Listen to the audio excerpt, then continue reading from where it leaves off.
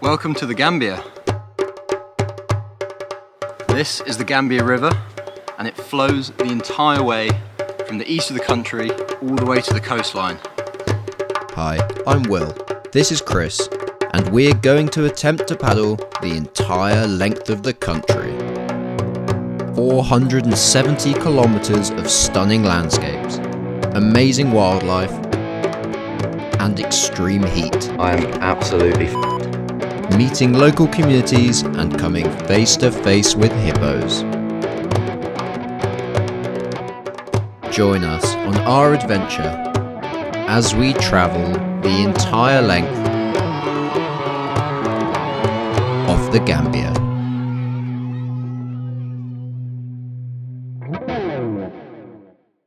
First, I took a bus from the capital city, Banjul on the coast, all the way to Djembe, which is sort of 2/3 of the way up the river. From there, I spent a few days, met my guide, Chris. We loaded the canoe up onto one bus, made it to a town called Basse, where we transferred the canoe and picked up some supplies. After that, we travelled to a town called Koina, very small. It's the last populated area to the east of the Gambia.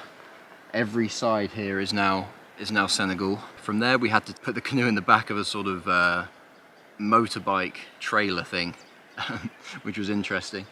But we finally made it, and tomorrow morning we're going to set off. Over there is Senegal, just over there. This river is actually now the border between the two countries. Everything in this direction is the Gambia, and we're going to travel the entire way along it. I'm not sure if that's a good idea or not.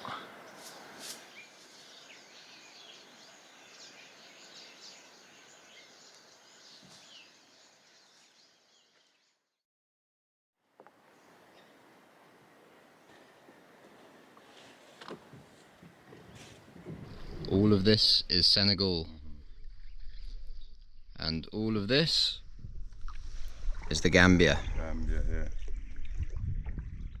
Just started. Now we've got the whole length of the country to go. Yeah.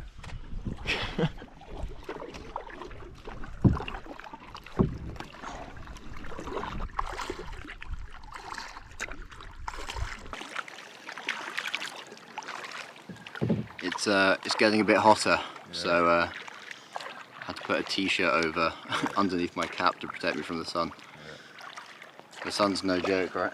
Yeah.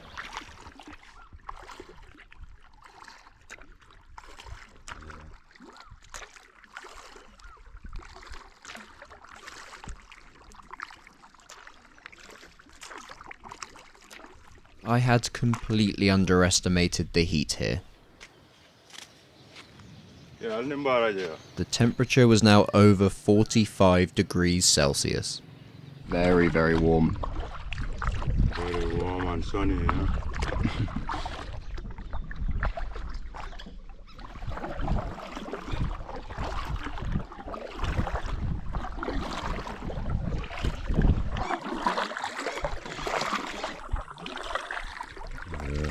We were now finally approaching our first campsite in the West African bush. Good.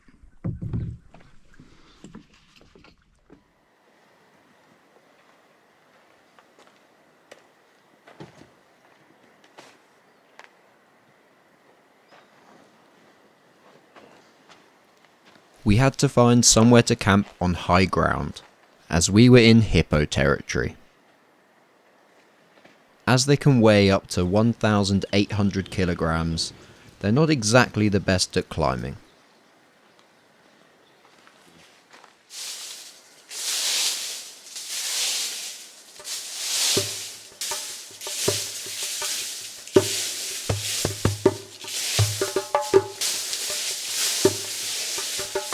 Just clearing away the camp site.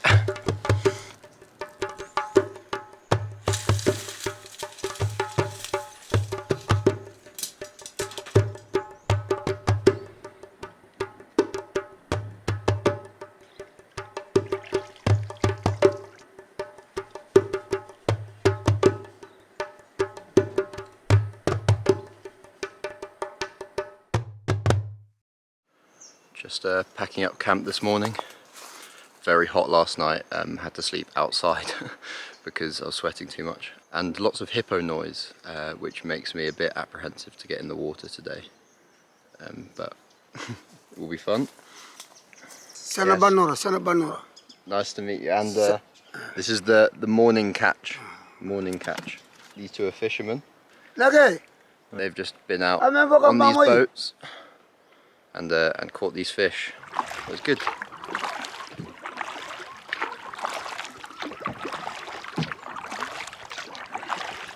Yeah, the wind is against us. Just seen some spitting cobras behind us. Yeah, don't want to get too close to them.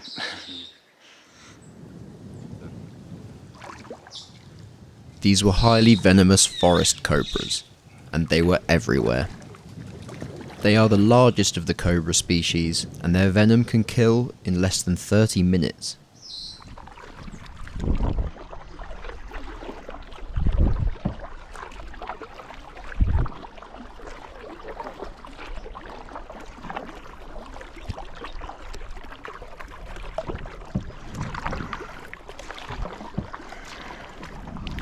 Mission to get bread now. Just spoken to these people here on this this crossing. Asked where to find it, and it's over this way. So hoping we can find something for breakfast tomorrow.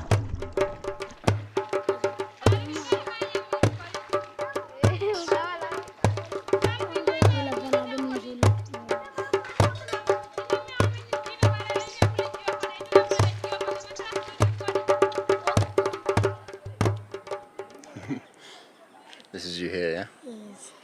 Nice. We are walking up into Fatatenda. Yes. Fatatenda to get some bread, I think. Yes. Nice to meet you guys.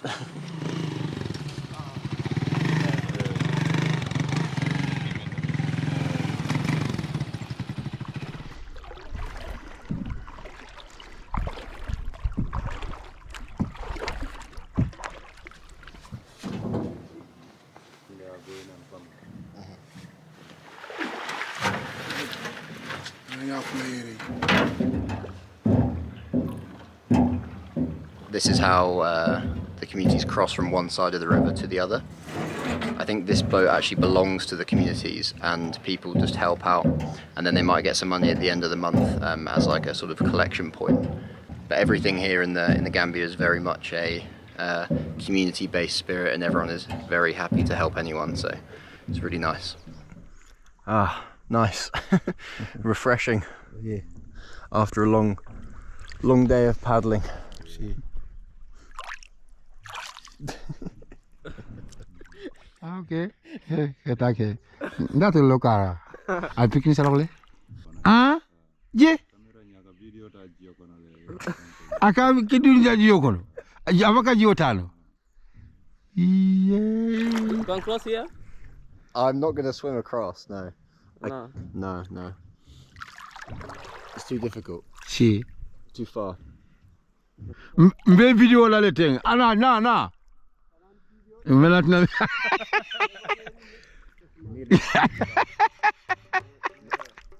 Wala ni ngara undi shumani. Amatin lakini. We set up our camp at the end of day 2, hopefully away from any cobras or hippos. The heat here in the far east of the country was intense. Keeping myself hydrated had been and would be a constant battle here.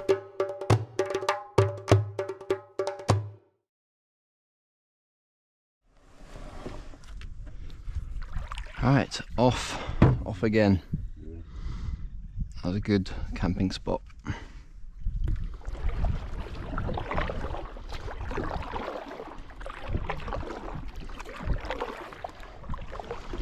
So we have just passed a place with the coolest name. Yeah. What was it called? Limbambulubambo. Limbambulabambo.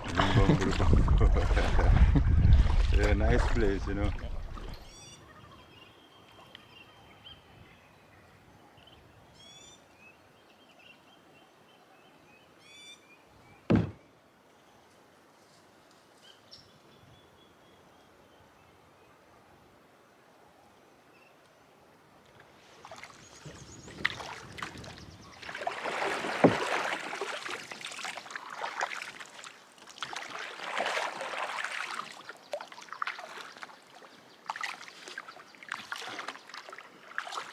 getting to that point of the day.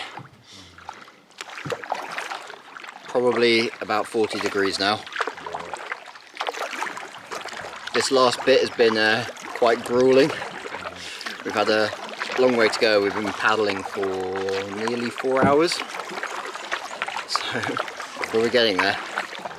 En route to Basse, our first big town of the trip.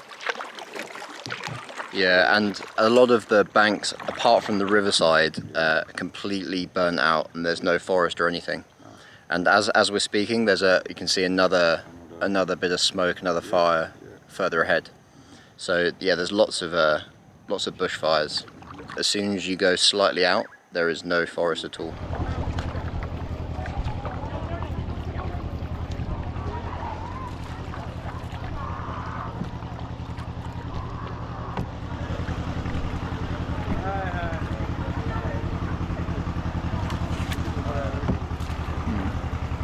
Yesterday we arrived in the busy market town of Basse, which is where we are now. Yeah, we managed to get a good night's sleep in a guest house, found a guest house. It was nice to freshen up a bit, had some nice dinner.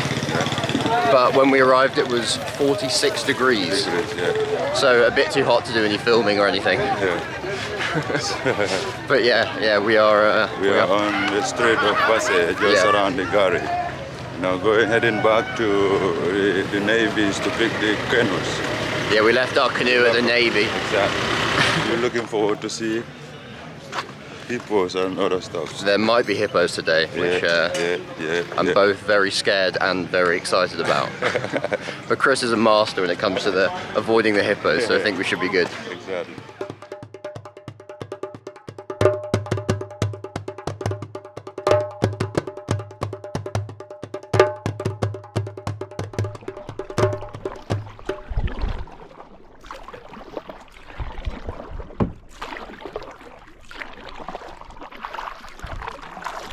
Yeah. Nice.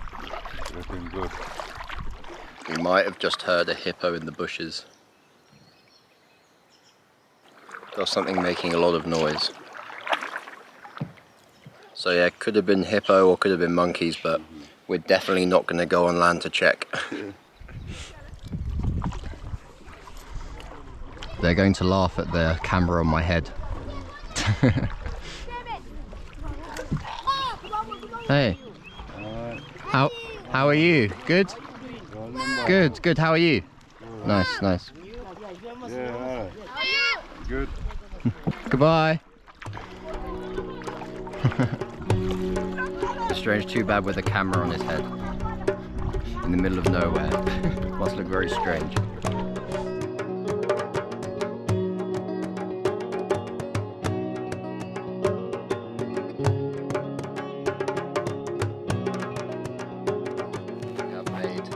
First hippo sighting.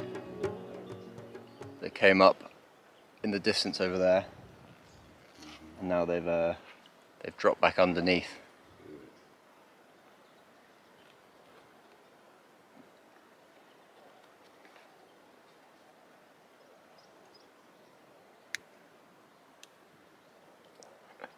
And my man Chris is just lighting a cigarette, relaxed as anything. These hippos were relatively far away, which I was quite happy about, but it did make them difficult to film.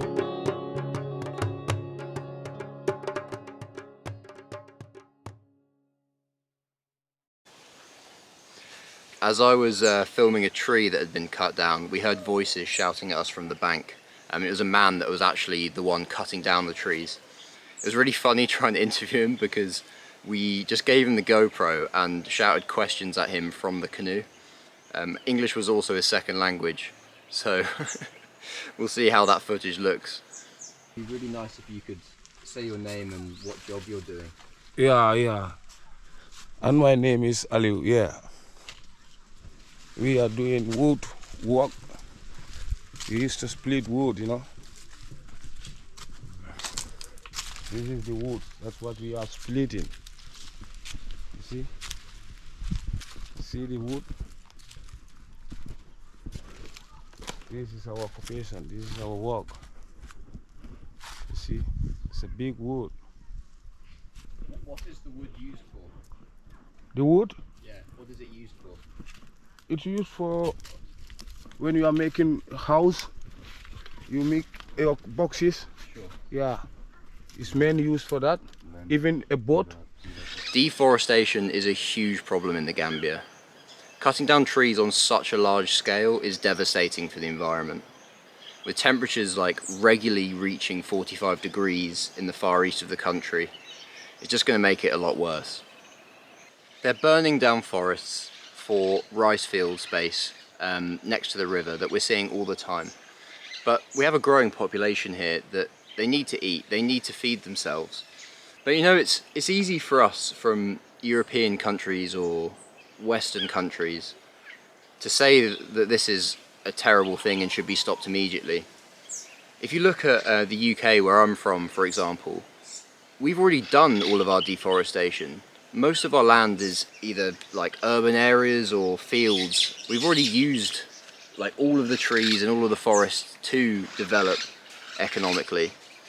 And it's a bit rich of us to say to people in different parts of the world that they can't do the same, really. Something does need to be done about it though. It's really not good for the environment.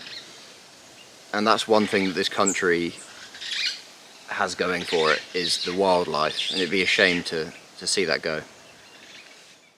Thank you for watching, and join us next time as I meet a village chief, see some amazing wildlife, and get my camera stolen.